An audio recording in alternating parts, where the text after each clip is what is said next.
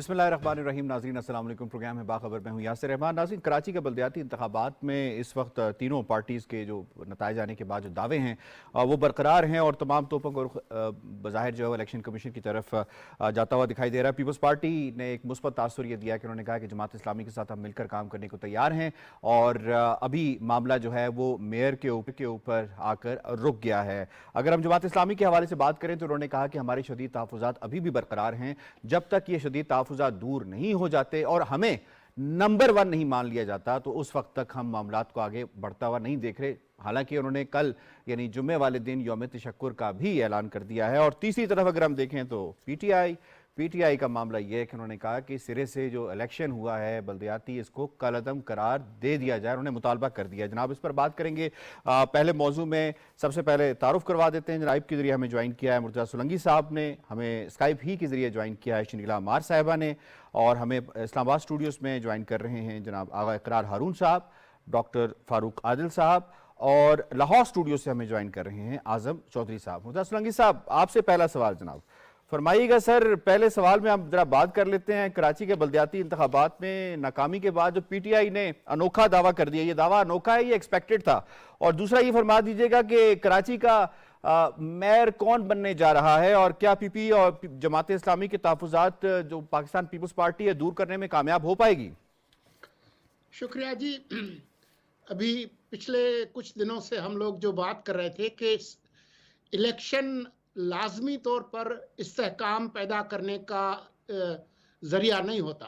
صحیح. اگر آپ کے پاس ایسے اناڑی سیاسی کھلاڑی ہوں جن کا جمہوریت کے اندر ایمان نہ ہو تو کئی دفعہ الیکشن جو ہے وہ عدم استحکام کا نتیجہ بھی بن سکتی ہیں.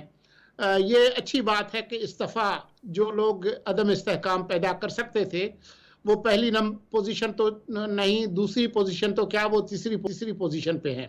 اب اسد عمر کا یہ کہنا کہ یہ انتخابات دوبارہ کرائے جائیں, اس کا مطلب یہ ہے کہ شاعر جو ہے وہ یہ کہہ رہا ہے کہ الیکشن اس وقت تک ہوتے رہنے چاہیے جب تک ان کو اکثریت نہ مل جائے. لیکن یہ ملک اور آئین اور قانون کے تحت ایسا ہوگا نہیں. تھوڑی دیر پہلے جو ایک ادارہ ہے free and fair election network, FAFEN کے نام سے, اس کی رپورٹ آئی ہے, وہ ذرا دیکھ لیجئے. وہ بتا رہے ہیں کہ جو انتخابات ہوئے وہ پرامن ہوئے اور منظم ہوئے. انہوں نے اس بات پر تنقید ضرور کی ہے کہ 2-3 دن لگ گئے, لیکن آپ یہ بھی دیکھ لیں کہ 2015 کے جو مقامی حکومتوں کے انتخابات ہوئے تھے سندھ میں, اس کے نتائج بھی 3 دن کے بعد آئے تھے. لیکن یہ حقیقت کہ حیدرآباد ڈویژن میں 40% لوگوں نے ووٹ ڈالا اور کراچی میں اوسطاً 20%, ملیر میں ذرا شرح زیادہ تھی. تو بہرحال یہ الیکشنز ہو گئے کیونکہ ایم کیو ایم نے بائیکاٹ کیا ہوا تھا اور بہت سارے عوامل. اب آ جائیں اس پر کہ جی کون ہوگا میئر.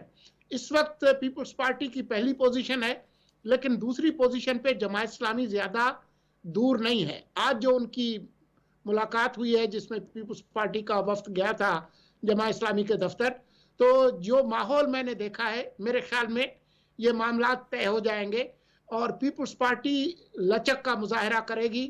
اور باوجود اس بات کے کہ وہ پہلی پوزیشن پہ ہے, وہ جماعت اسلامی کو میئرشپ دینے کے لیے تیار ہو جائیں گے اور یہ معاملہ جو ہے وہ اچھی طرح سے نمٹ جائے گا. تو مرتضیٰ سولنگی صاحب یہ خبر سنا دی, پھر آپ نے بتا دی ہے ہمارے ناظرین کو. صحیح ہے جی. شنیلا مار صاحبہ فرمائیے گا کہ جو پی ٹی آئی کا بھی لیٹسٹ بیان سامنے آیا ہے جس کی طرف مرتضیٰ سولنگی صاحب نے بھی اشارہ کیا ہے, یہ بیان کیا ظاہر کرتا ہے؟ گیم سے آؤٹ ہو چکے ہیں, انہیں جماعت اسلامی نے کوئی لفٹ نہیں کرائی جس کی وجہ سے انہوں نے کہا کہ اب اگر ہم نہیں کھیلیں گے تو کوئی بھی نہیں کھیلے گا. دیکھیں یاسر, جو پی ٹی آئی ہے ان کا شروع سے رویہ ایسا ہے. اگر پی ٹی آئی تیسری پوزیشن پہ آنے کے بعد دھاندلی کا رونا نہ روتی تو شاید ہم لوگوں کو حیرت ہوتی. تو جو پی ٹی آئی کا رویہ ہے وہ توقع کے مطابق ہے. جو کراچی کے رزلٹ آئے ہیں وہ بھی ان ایکسپیکٹڈ نہیں ہے. لاسٹ ٹائم بھی جب ہم نے یہاں پہ بات کی تھی تو یہی بات ہو رہی تھی کہ جو وہاں کے مقامی لوگ ہیں, جو وہاں کے صحافی ہیں, جو سروے, وہ سب بتا رہے تھے کہ پہلے نمبر پہ پیپلز پارٹی ہے, دوسرے پہ جماعت اسلامی, تیسرے پہ ایم کیو ایم. اگر ایم کیو ایم اکٹھی ہو جاتی ہے اور ایم کیو ایم لنڈن کو ان کے اوپر ہاتھ ہو جاتا ہے تو ایم کیو ایم پہلے نمبر پہ بھی آ سکتی ہے. اور ہم نے دیکھا ہے کہ ایم کیو ایم نے بائیکاٹ کیا تو ووٹنگ ٹرن آؤٹ ہمارا کم تھا. 20% है, 20% से कम है। बात यह है कि जो तहरीक इंसाफ थी उसके वोटर ने रिएक्ट किया, उसका वोटर उससे मायूस था, वो नहीं निकला। कुछ लोग जो अगर निकले भी है तो उन्होंने जमात इस्लामी को पीटीआई के बाद सेकंड ऑप्शन देखते हुए अपना वोट दिया है। पीपल्स पार्टी का जो वोट बैंक है और हमें नजर भी आया कि वहां पे उनके एक एमएनए ने इमरान खान को भी हराया कराची की सीट पे, तो इसलिए उनका तो वोट बैंक था और उनको अपना वो वोट बैंक मिला। और हैदराबाद में भी उन्होंने बहुत ज्यादा अक्सरियत जो है वो ली है। तो पीटीआई का ये बिहेवियर जो है वो रहेगा। जमात इस्लामी जो है उनके अगर आप देखें तो सिराजुल हक जो थे उनका कुछ एक दो दिन पहले बयान आया है कि इमरान पीटीआई के ऊपर एतबार नहीं किया जा सकता, क्योंकि ये एक दिन कुछ बयान देते हैं, दूसरे दिन अपना जो बयान है वो बदल देते हैं। एक बात ये कि इलेक्शन कमीशन के ऊपर जो तनकीद की जा रही है इलेक्शन को लेके कि बड़े डिले रिजल्ट आते रहे, बल्दियाती इलेक्शन में यही कुछ होता है। जो रिपोर्टर कवर करते हैं इन इलेक्शन को उनका कहना ये था कि इसमें बहुत टाइम लगता है। अभी आजाद कश्मीर के बल्दियाती इलेक्शन हुए थे तो हमने वहां देखा था वहां पे भी एक दो दिन लग के थे आते आते सारे नताइज। तो ये भी कोई ऐसी बात नहीं, लेकिन चूंकि पीटीआई ने तनकीद करनी थी वो तीसरे नंबर पे आए हैं। और उनके साथ मसला ये है कि अगर वो जीत जाते हैं वो तब भी तनकीद करते हैं, तब वो ये तनकीद करते हैं कि जी हमारे वोट्स कम कर दिए गए, हमारी सीटें कम कर दी गई। जब वो हार जाते हैं तो तब तो उनके पास जाहिर एक वजह आ जाती है तनकीद करने की, तो उनको तो साइड पे जो है वो रख देना चाहिए उनकी तनकीद को, और उस पे ये देख लेना चाहिए कि आगे जब जनरल इलेक्शन होंगे तो तब भी इनका रवैया यही होगा कि ये अगर उसमें हारेंगे, इनकी अक्सरियत नहीं आएगी तो ये फिर भी इसी तरह का धांधली का रोना जो है वो डालते रहेंगे। कराची के लिए बहुत जरूरी है कि जमात इस्लामी और पीपल्स पार्टी आपस में मिल बैठे और इत्तेहाद करें, क्योंकि अगर इन दोनों जमातों के दरमियान रसाकशी रही, अगर जमात इस्लामी ने पीटीआई के साथ मिलकर बना ली हुकूमत तो रसाकशी रहेगी और कराची के अवाम को कोई फायदा नहीं होगा। तो बहुत जरूरी है कि ये आपस में लचक दिखाएं, मिल बैठे, क्योंकि सूबाई हुकूमत पीपल्स पार्टी के पास है और अगर मेयरशिप जमात इस्लामी के पास आ जाती है तो उनका वर्किंग रिलेशनशिप अच्छा होना बहुत जरूरी है। वर्किंग रिलेशनशिप अच्छा। डॉक्टर साहब ये फरमाइएगा कि क्या मसला नंबर 1 तस्लीम करने से हल हो जाएगा और फिर जमात इस्लामी और पीपल्स पार्टी की पार्टनरशिप बेस्ट तरीके से आगे चल सकेगी? बहुत शुक्रिया। देखिए, थोड़ी सी बात मुख्तलिफ है। ये बात दुरुस्त है कि अगर पीपल्स पार्टी और जमात इस्लामी का इत्तेहाद नहीं होता और जमात इस्लामी पीटीआई की तरफ चली जाती है तो उसके नतीजे में शहरियों को फ़ायदा नहीं होगा, वोट देने वालों को फ़ायदा नहीं होगा। ये बात बिल्कुल दुरुस्त है और तजर्बे से साबित है। लेकिन इसका पहलू एक और भी है, हो सकता है कि मौका मिला तो सोनंगी साहब उस पर ज़्यादा तफसील से रोशनी डालें। वो पहलू ये है कि इन इंतखाबात से मेरा ख्याल है कुछ पहले भी और रिज़ल्ट आने के बाद बहुत ज़्यादा यकीन के साथ पाकिस्तान पीपल्स पार्टी की जो सूबाई हुकूमत है वो उसने एक नया फ़ैसला किया है, और वो फ़ैसला ये है कि इस शहर को शिद्दत पसंदी जो दहशत गर्दी की हदूद में दाखिल हो जाती है और गैर जमहूरी रवैये जिसका मुजाहरा पीटीआई कर रही है और करती आ रही है, इससे भी निजात दिलाई जाए। और इससे निजात दिलाने का बेहतरीन तरीका ये है कि दो संजीदा और तजर्बाकार जमातें मिल बैठें और इसी की कोशिश जारी है। अब मेरी जो इतला है वो ये है कि कुछ एलिमेंट जो नौजवान तबकात हैं जमात इस्लामी के साथ वाबस्ता, उनमें ये ख्वाहिश पाई जाती है कि पीपल्स पार्टी को रिजेक्ट करके ये दोनों जमातें पीटीआई और जमात मिल बैठे। लेकिन लगता ये है कि सेंस प्रिवेल कर जाएगी और ये जो जज्बाती एलिमेंट है या समझ जाएगा या खामोश होकर बैठ जाएगा। एक दो बातें मुझे एक एक जुमले की सूरत में करनी है। आपने इलेक्शन के नताइज को मानने या ना मानने की बात की, उस पर बड़ी सैर हासिल बात हुई। एक बात और कहना चाहता हूँ कि अभी इलेक्शन पोलिंग ख़त्म हुए 1 घंटा भी नहीं हुआ था कि अली जैदी साहब ने कहा कि हम इलेक्शन जीत चुके हैं और मेयर के नाम का इंतखाब इमरान खान करने जा रहे हैं। ये क्या था? यानी और आज आप कह रहे हैं कि ये सारे इलेक्शन ही रिजेक्टेड हैं। तो मतलब ये है कि आप गैर संजीदा लोग हैं, आप सियासी गेम को नहीं समझते। एक चीज़ मैं और कहना चाहता हूँ, बल्दियाती इंतखाब में रिजल्ट्स ताख़ीर से क्यों आते हैं?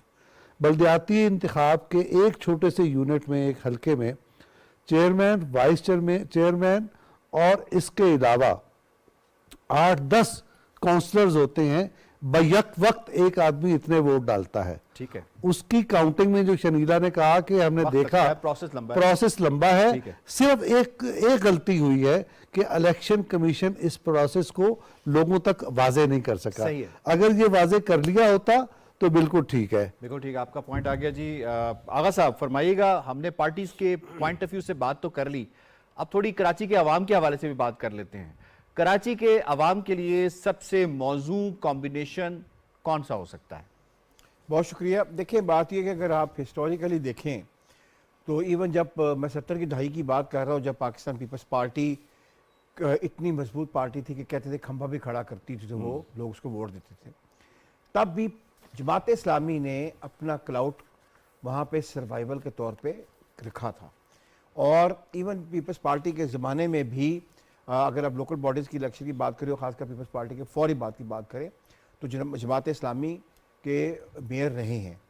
जमात इस्लामी की जो अलखिदमत साइड है वो इलेक्शंस के हो ना हो उनका वो काम अपना उनका जारी रहता है। ठीक, तो ये तो हमें अंदाज़ा था कि जमात इस्लामी कम बैक अपना स्ट्रांगली करेगी और वो उन्होंने करके दिखा दिया। अब जमात इस्लामी इस वक्त सबसे ज़्यादा लेवरेज अगर किसी के पास है ना तो वो जमात इस्लामी के पास। ठीक बात। चाहे वो पीटीआई के साथ जाए तो फिर भी वो अपना मेयर लेकर आती है, अगर वो पीपल्स पार्टी के साथ जाती है तो फिर उसको मेयर पे निगोशिएट करना पड़ता है। तो अब देखना ये है कि फ़ायदा, आपने पूछा फ़ायदा किसके साथ है। एक ऐसी पॉलिटिकल पार्टी जो कि पाकिस्तान की सालमियत को कंटिन्यूसली नुकसान पहुंचाने की कोशिश कर रही है, पीटीआई, मेरा ख्याल है कि जमात इस्लामी को पीटीआई के साथ हाथ मिलाने से पहले उनके जो चेयरमैन साहब है, जो कि हर 2 दिनों बाद कोई ऐसा स्टेटमेंट देते हैं जो पाकिस्तान को कि जो सॉवरन पोजीशन है उसको कॉम्प्रोमाइज़ करने के लिए काफ़ी होता है, मेरा ख्याल है कि जमात इस्लामी को सोचना चाहिए कि क्या हम उस पार्टी के साथ सिर्फ और सिर्फ पॉलिटिकली गेन के लिए या लोकलाइज पॉलिटिक्स के लिए हमें बैठना चाहिए कि नहीं। ये अब एक बहुत बड़ा आप कह सकते हैं ऑनर्स जो है वो जमात इस्लामी पे भी आएगा, क्योंकि इमरान खान खुल के सामने आ चुका है। मैं बार बार कहूंगा कि वो शख्स जो यूनाइटेड नेशन को लेटर लिखवाता है कि पाकिस्तान के खिलाफ एक्शन लिया जाए, जो IMF को लेटर लिखवाता है कि पाकिस्तान को पैसे मत दिए जाए और लेट इट बी डिफॉल्ट, क्या उस शख्स के साथ जमात इस्लामी जो कि हमेशा से पाकिस्तान की सालमियत, पाकिस्तान की खुद मुख्तारी और पाकिस्तान में एक आप कह सकते हैं कि एक नॉर्मलाइज पाकिस्तान के लिए ख्वाहिशमंद है और उसकी एक बहुत बड़ी तारीख है पॉलिटिक्स में, तो मेरा ख्याल है कि उनको सोचना चाहिए। ये मेरे और आपके सोचने की अल्लाह की कसम बातें नहीं है। बिल्कुल ठीक है, ठीक है, पार्टीज को सोचना चाहिए ताकि कोई आवाम के फायदे के लिए भी हो सके। शहर कराची के मसाइल काफ़ी गंभीर हैं, आपका पॉइंट आ गया। मुझे क्विकली जनाब आज़म साहब के पास जाना है और आज़म साहब जो हमारा दूसरा मौजू है वो इसी से रिलेटेड है, उसी के हवाले से सवाल आपसे पूछ लेते हैं। जनाब, जो कराची में बलदियाती इंतखाबात हुए हैं उसमें जो नंबर है PTI का वो 3रा नंबर आया है। इसके बाद जो कौमी असम्बली में वापसी के हवाले से भी PTI ने यू टर्न ले लिया है। पहले कह रहे थे हमने वापस आना है, अब जब वापसी के मामलात इनके रोल दिए गए और कह दिया गया कि जनाब आपकी जो रेजिग्नेशन है वो कबूल हो गए हैं, तो उसके बाद जो है वो खान साहब कह रहे हैं कि जी इसके ऊपर भी एहतजाज होगा। ये फरमाइएगा कि इमरान खान साहब अपने ही पैदा करदा अदम इस्तेहकाम से कबल अज वक्त इंतखाबात क्या हासिल कर पाएंगे? कितना बड़ा मैसेज दिया है कराची की आवाम ने खान साहब को?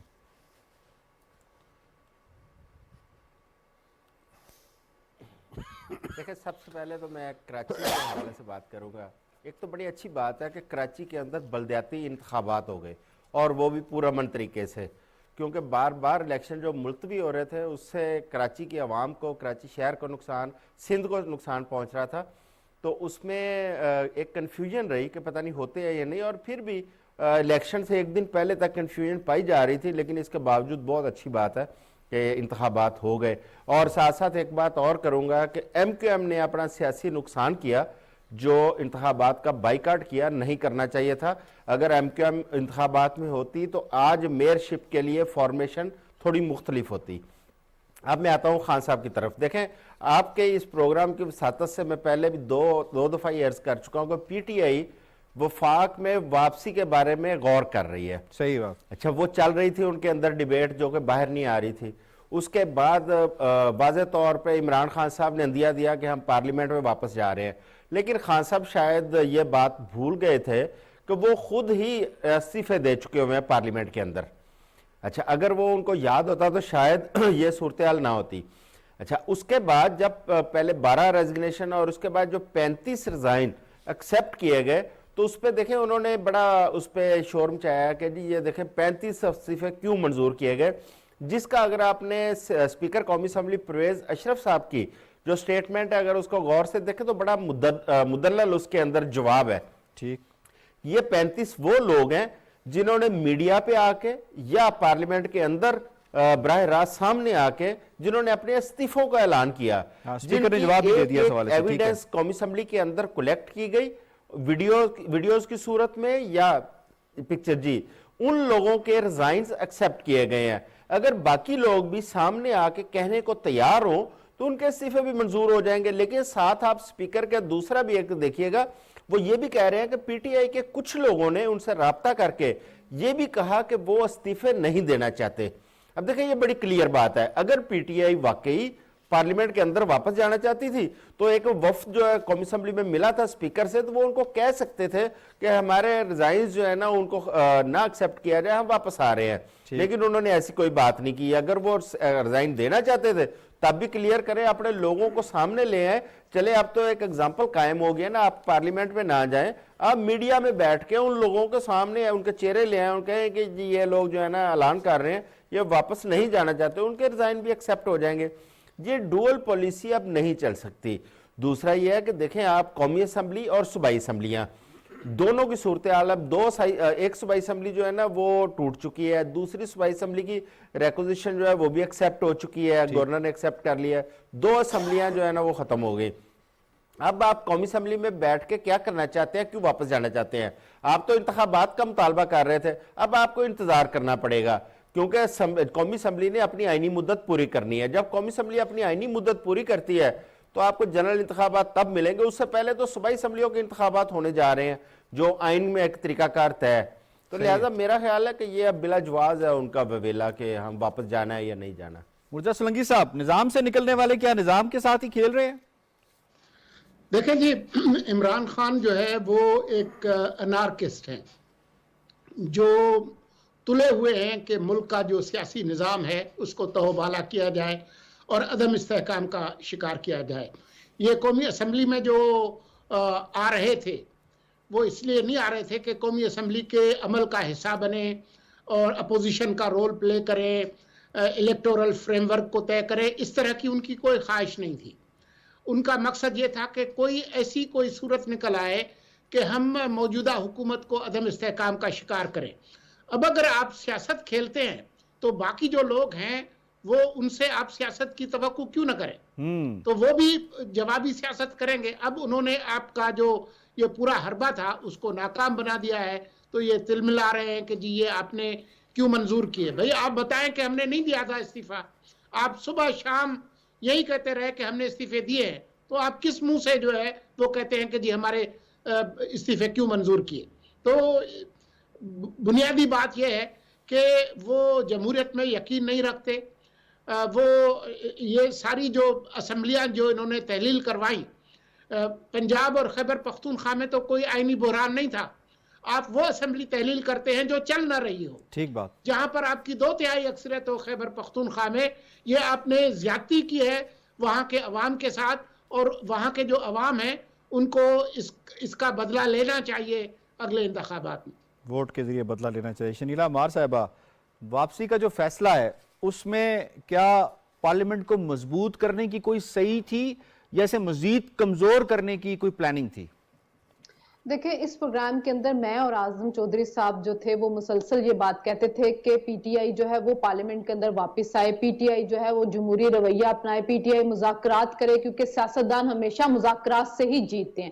لیکن جو عمران کی سیاست تھی, بے لچک سیاست جو انہوں نے کی, کہ جب آپ کو کہا جا رہا ہے کہ آپ پنجاب کی اسمبلی کو چلائیں, جب آپ کو خیبر پختونخوا میں 2/3 اکثریت ملی آپ اس کو چلائیں, انہوں نے بات نہیں مانی اور انہوں نے دونوں اسمبلیاں تحلیل کی. تو اس کے بعد اب اگر ان کے استعفے منظور ہو رہے ہیں اور ان کو پارلیمنٹ میں نہیں آنے دیا جا رہا, تو میں اس پہ یہ کہوں گی کہ حکومت کا فیصلہ بالکل ٹھیک تھا. वो पार्लियामेंट में अगर आना चाह रहे थे तो वो पार्लियामेंट को मजबूत करना तो बिल्कुल नहीं आ रहे थे। उन्होंने वो यही बात कह रहे थे कि हम पार्लियामेंट में जब वापस आएंगे तो हमने ओपोजिशन लीडर बनना है, क्योंकि हम राजा रियाज के ऊपर नहीं छोड़ सकते कि वो निगरान जो है वो सेटअप लगवाएं हुकूमत के साथ मिलके। हमने पार्लियामेंट में इसलिए वापस आना है कि आप हमें पब्लिक अकाउंट्स कमेटी का जो है वो चेयरमैन बना दे। क्यों बना दे? इसलिए कि वहां पे इनके करप्शन के केसेस पकड़े जा रहे हैं, वहां पे इनके करप्शन की केसेस की बात हो रही, तो जब इनका चेयरमैन बन जाएगा तो सारे केसेस को ठप करना शुरू कर देगा। इमरान खान साहब जो है उनका जमहूरियत पे यकीन तो है ही नहीं कि वो पार्लियामेंट को मजबूत करने के लिए आएंगे। और अभी सिचुएशन ये है कि वो अब बाय इलेक्शन ही खेलते रहेंगे। अब वो कह रहे हैं कि जी जो 2 रिजर्व सीट्स को निकाल के जो बाकी 33 सीट्स है उसके ऊपर मैं खुद इलेक्शन लड़ूंगा। चलें जी, आप इलेक्शन लड़ेंगे। पीडीएम ने फैसला किया कि हम इलेक्शन नहीं लड़ेंगे उसमें, तो आप जिमनी इलेक्शन में चले जाएंगे, वहां पे वोटर के साथ जाके क्या किस पे इल्जाम लगाएंगे, किसके साथ मुकाबला करेंगे? और अगर बिलफर्ज आप जीत भी जाएंगे तो आप यही 33 सीट जो ब्लॉक करके बैठ जाएंगे, पहले जैसे आपने 7 सीट ब्लॉक की हुई हैं। मैंने पहले भी एक दफा ये बात की थी, मैं अब फिर ये कहूंगी कि हमारी जो पार्लियामेंट है उसको कोई कानून साजी करनी चाहिए कि एक बंदा जो है वो 10-10, 20-20, 30-30 सीटों के ऊपर इलेक्शन मत लड़े।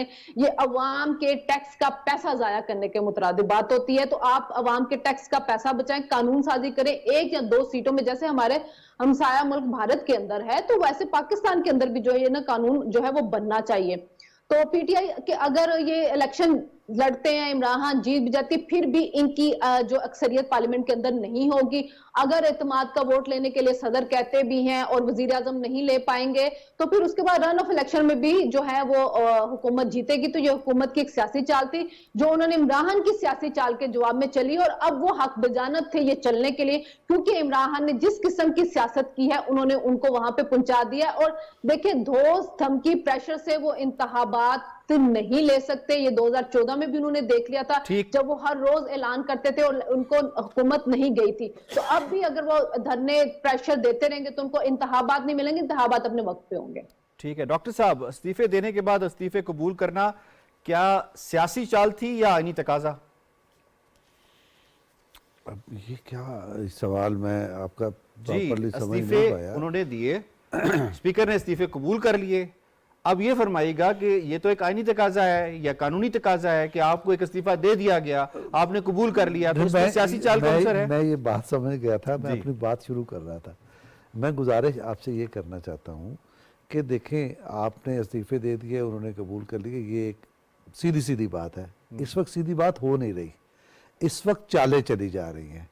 एक तरफ चाल चली जा रही है हुकूमत को डिस्टेबलाइज करने की, दूसरी तरफ चाल चली जा रही है हुकूमत को डिस्टेबलाइज करने के अलावा रियासत को डिस्टेबलाइज करने की। तो ये इस वक्त चालों की जंग है। चलो, इसको आप वो जंग भी कह सकते हैं जो नफ्सियात की और आसाब की जंग है, आप उसे वो भी कर सकते हैं। आसाब और नफ्सियात की जंग में असूल नहीं देखे जाते, उसमें फिर लड़ाई की जाती है। तो ये लड़ाई जिसका आगाज इमरान खान ने किया है, उनको उसी अंदाज में उसका जवाब मिल गया है। किस्सा क्या था? आप ये चाहते थे कि ऐवान में वापस आए और वहां जाके उदम मचाएं और खराबी शुरू कर दें, तो वो चाल उन पर पलट दी गई। तो इसमें असूल रसूल की कोई बात नहीं है, इसमें आइन और कानून की नहीं बात। एक काम होना था, उसका जवाब यही था, वो दे दिया गया, उसमें कोई दूसरी हैरत की बात ही नहीं है। अगर इमरान खान होते वो इससे ज्यादा बुरा करते। ठीक, आगा साहब ये फरमाइएगा कि अब पीटीआई के पास कौन से रास्ते रह गए हैं जनाब? देखिए, मैं एक आपको मिसाल देना चाहता हूँ। जिन दिनों में मैं क्लिनिकल साइकोलॉजी में अपना कर रहा था, तो मेरी जो थी वो प्लेसमेंट हुई साइकेट्रिक वार्ड मियो हॉस्पिटल में। ठीक, वहाँ पे एक पेशेंट होते थे, वो खेलते थे, शतरंज खेलते थे। चेस। और तो उन्होंने उनकी शतरंज ये होती थी कि दोनों तरफ के ऊपर वो सिर्फ अपने जो है वो रखते थे, मोहरे रखते थे। और अगर कोई उनके साथ होता था कि डॉक्टर बैठ के वैसे खेलना चाहते थे, क्योंकि वो सारे शिज़ोफ्रेनिक पेशेंट होते थे। ठीक, तो वो कहते थे कि जो मेरा प्यादा है वो कोई भी चाल कर सकता है, यानी कि वो मेरा प्यादा जो है वो एक कोइन से ज़्यादा चालें चल सकता है, जिधर मर्जी जाए वो 2.5 चाल चल ले, वो फ्रंट बैक रिवर्स चल ले। तो इमरान खान जो है वो उसी किस्म की जो है वो शतरंज खेलते हैं। पहले तो ये शतरंज जो थी ना, वो उसकी बात और थी।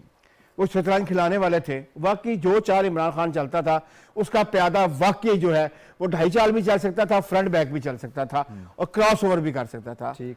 अब हम नवंबर 26 के बाद की दुनिया में बैठे हुए हैं। अब इमरान खान को जो चालें उससे चल नहीं ना, अब वो रिवर्स का टाइम है।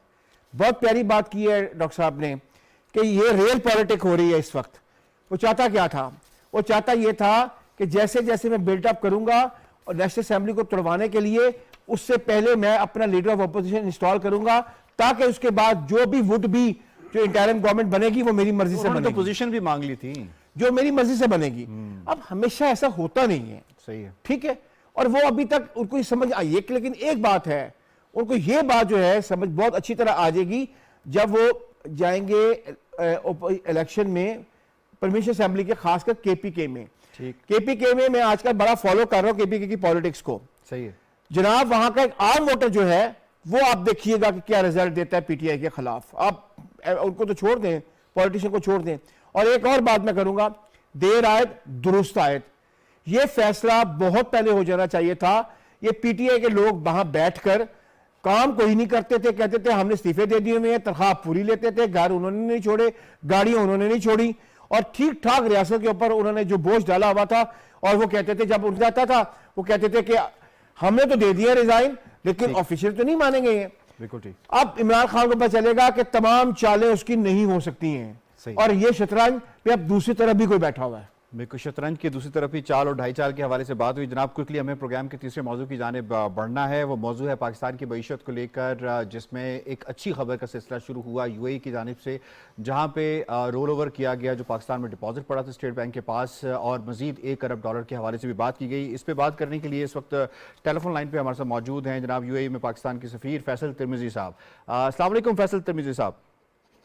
वालेकुम सलाम। जी बहुत शुक्रिया, आपने हमें वक्त दिया। एक्सीलेंसी फरमाइएगा, जो यूएई का प्राइम मिनिस्टर का विजिट रहा है, ओवरऑल कितनी कामयाबी पाकिस्तान को मिली है, और वहां पे जो इन्वेस्टर्स से मुलाकातें हुई हैं, वहां के जो बिजनेसमैन से मुलाकातें हुई हैं, कम हम उम्मीद रखें कि पाकिस्तान की जानिब उनके टिल्ट आएगा और वो इन्वेस्टमेंट्स आएंगी और पाकिस्तान की माशी हालत बेहतर होगी? जी बहुत कामयाब दौरा रहा जी। इसमें प्राइम मिनिस्टर की इनके सदर से जनाब मोहम्मद बिन जायद से और उनके वजीर आजम जनाब मोहम्मद बिन राशिद दोनों से मुलाकातें हुई, और उसके अलावा high level business corporate business funds और इन्वेस्टर से मुलाकात हुई, और उन्हीं ने हमारा ऑलरेडी $2 बिलियन रोल ओवर कर दिया है, और एडिशनल $1 बिलियन भी चंद दिनों में इंशाल्लाह आ जाएगा।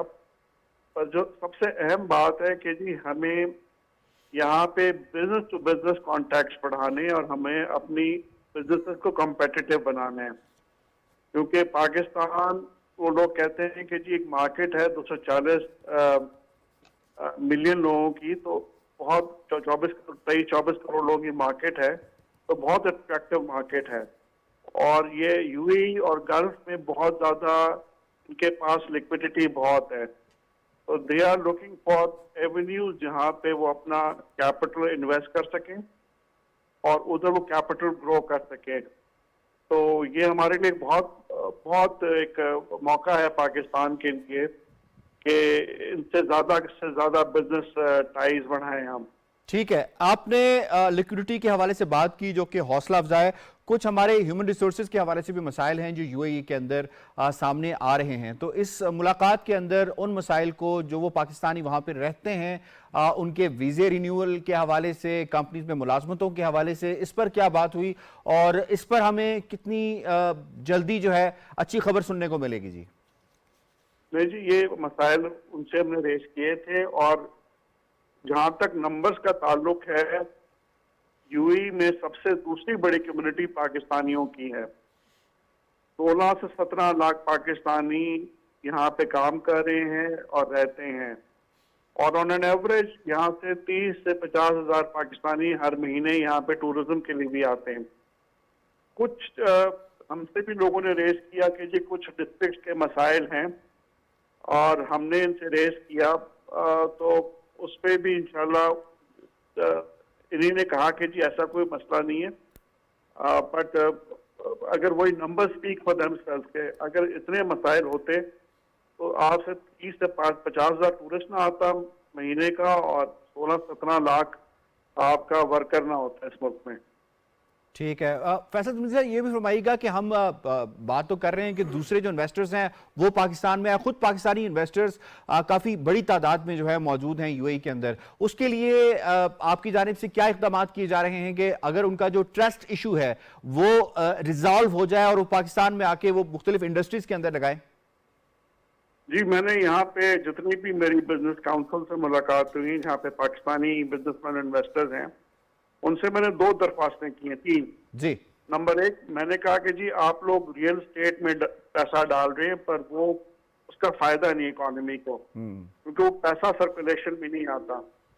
نمبر 2 یہاں سے اب تھوڑا سا جو ہمیں آ رہا ہے ہنڈی بڑھ گئی ہے because of rate of exchange پہ. ہم نے کہا کہ جی اس وقت پاکستان کو بینکنگ چینل چاہیے کیونکہ وہ UAE کے قانون کے مطابق ہے، پاکستان کے قانون کے مطابق ہے اور بین الاقوامی قانون کے مطابق ہے. اور نمبر 3 میں نے یہ کہا کہ جی کہ آپ لوگوں کو یہاں پہ مینوفیکچرنگ سیکٹر میں پاکستان میں آنا چاہیے جہاں پہ ہمارے سطح لگیں اور ان سے ہم لوگ اپنی ایکسپورٹس بڑھائیں تاکہ ہمارا بیلنس آف پیمنٹ کا ایشو حل ہو. بالکل ٹھیک ہے جی. امبیسڈر فیصل ترمیزی صاحب بہت بہت شکریہ، آپ نے ہمیں میٹنگ کے حوالے سے بتایا اور اس کے بعد کی جو معاملات ہیں اس کے حوالے سے بتایا.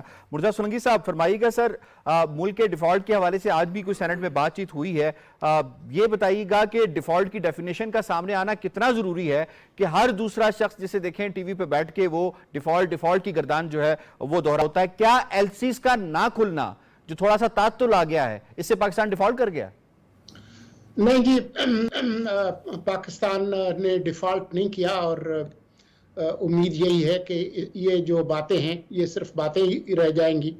میری معلومات یہ ہے کہ IMF پروگرام میں واپسی کے حوالے سے جتنے بھی مسائل ہیں ان پر کافی تیزی سے کام ہو رہا ہے. مشکلات ضرور ہیں لیکن میرے خیال میں یہ جلد ہی یہ معاملہ طے ہو جائے گا. جو جس حالت میں ہم پہنچے ہیں اس کا پس منظر سب لوگوں کو معلوم ہے. آج ہی اس طرح کی ایک خبر بھی چھپی تھی ورلڈ بینک کے حوالے سے کہ جی انہوں نے جو 1.1 ارب ڈالر دینے تھے وہ اس کو مؤخر کیا ہے جی. لیکن ورلڈ بینک کے جو یہاں پاکستان میں نمائندے ہیں انہوں نے اس کی تردید کی ہے کہ یہ خبریں بے بنیاد ہیں. تو مشکلات ضرور ہیں. ابھی یہ بات وضاحت سے آج بھی جو عائشہ غوث پاشا ہے انہوں نے بھی یہ کہا ہے کہ جتنے بھی اہم LCs ہیں چاہے وہ کھانے پینے کی ہوں، ادویات کی ہوں اور جو جتنی بھی ضروری اشیاء ہیں اس حوالے سے وہ LCs جو ہے وہ کھل رہی ہیں.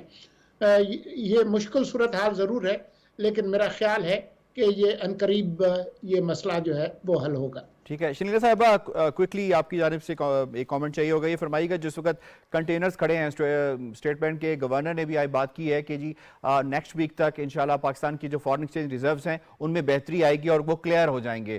جب یہ کلیئر ہو جاتے ہیں تو کتنا ایک اچھا میسیج چلا جاتا ہے ورلڈ کو، پاکستانی انڈسٹریلسٹ کو جو ویٹ کر رہے ہیں کہ جی یہ LCs بھی کھل جائیں اور کنٹینرز کلیئر ہو جائیں.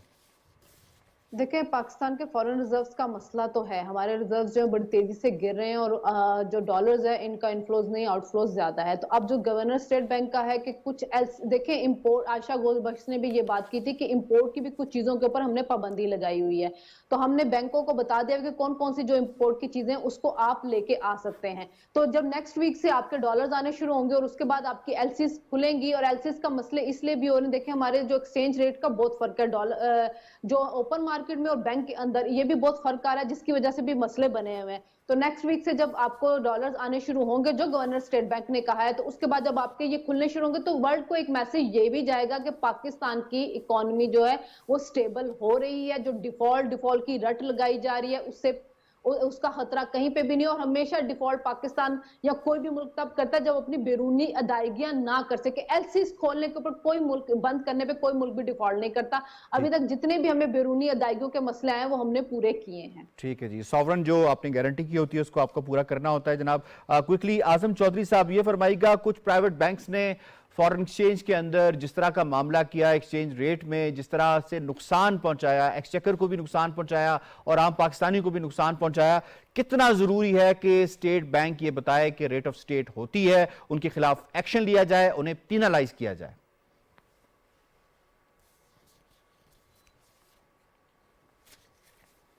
آپ کو یاد ہوگا کہ بنگلہ دیش میں ایک ایسا ہی کیس سامنے آیا تھا جب بینکوں نے اسی طرح وہاں پہ پیسے کمائے اور اسٹیٹ کو نقصان پہنچایا, اور آپ اس میں بنگلہ دیش کی ایک اگزامپل آپ کے سامنے ہے. ان بینکوں کے لائسنس کینسل کیے گئے, ان کو پنش کیا گیا. پاکستان کے اندر بھی اس وقت اکانومی کو جس قدر ہمارا بینکنگ سیکٹر نقصان پہنچا چکا ہے اور خصوصاً یہ ایکسچینج ریٹ کے اندر, اور اس میں میں سمجھتا ہوں کہ اس پہ کمپرومائز نہیں کرنا چاہیے. کیونکہ آپ دیکھیں کہ اس وقت شنیلا نے جس کا ذکر کیا ہے وہ آپ دیکھیں کہ مارکیٹ میں ڈالر جو ہے نا وہ انتہا پہ پہنچا ہوا ہے, اور جو انٹر بینک ریٹ ہے, جو آپ کریڈٹ کارڈ پہ بھی آپ شاپنگ کریں گے کسی فورن کرنسی کے اندر, تو آپ سے وہ جو چارج کریں گے وہ مارکیٹ میں کمرشل ریٹس کے اوپر آپ کو چارج کر رہے ہیں. عام منی چینجر اور بینک کے اندر کوئی فرق نہیں رہ گیا. پیسہ کس کی کٹی میں جا رہا ہے؟ پیسہ تو جا رہا ہے ریٹ قائم کرنے کی ضرورت ہے. میں ان شارٹ ایک چھوٹا سا اور بتا دوں, آپ نے جی میں ایک چھوٹی سی ایک گزارش کر دوں حکومت کے ایفرٹس کے حوالے سے. ابھی فہد حسین ہمارے پاس آئے تھے جو وزیر اعظم کے معاملے خصوصی ہیں, انہوں نے ایک بڑی اچھی اور امید افزا بات کی. انہوں نے کہا کہ پاکستان سے ہم جب امید لے کے گئے تھے جنیوا میں, ہمیں 8 ارب ڈالر کی امید تھی, لیکن وہاں سے ہمیں 16 ارب ڈالر کی کمٹمنٹس ہوئی جو قرضوں کی مد میں یا امداد کی مد میں. کہتے ہیں کہ واپس آ کر ہم نے اس کا جائزہ لیا کہ یہ ڈبل کیسے ہوا, تو پتا چلا کہ ہماری حکومت, پرائم منسٹر آفس, ہمارا فورن آفس, ہماری کامرس منسٹری اور ہمارے فارن منسٹری, ان سب نے مل کے جو پیپر ورک کیا تھا, جو محنت کی تھی, یہ اس کا رزلٹ ہے. پاکستان کی اکانومی کو کوئی ایسا خدشہ نہیں ہے, یہ صرف خواہشات ہے کہ اکانومی کو ڈسٹیبلائز کیا جائے اور خدا نخواستہ ڈیفالٹ کی طرف لے جایا جائے. لیکن ہمارے معاہدے بھی ہو رہے ہیں, دنیا کے ساتھ ہمارے رابطے بھی ہیں, کاروبار بھی ہو رہے ہیں. انشاءاللہ پاکستان کہیں نہیں جا رہا, پاکستان سٹیبل ہے. انشاءاللہ پاکستان سٹیبل ہے. جناب آئی ہیو ٹو وائنڈ اپ. مرتضی سولنگی صاحب, شنیلا عمار صاحبہ, اعظم چودھری صاحب, ڈاکٹر فاروق عادل صاحب اور آغا اقرار ہارون صاحب, تمام میں بہت بہت شکریہ. ڈیٹیل کے ساتھ آپ نے آج کے موضوعات کو سمیٹا. جناب پروگرام باخبر سے اتنا ہی. یاسر رحمان کو دیجیے اجازت. اللہ نگہبان.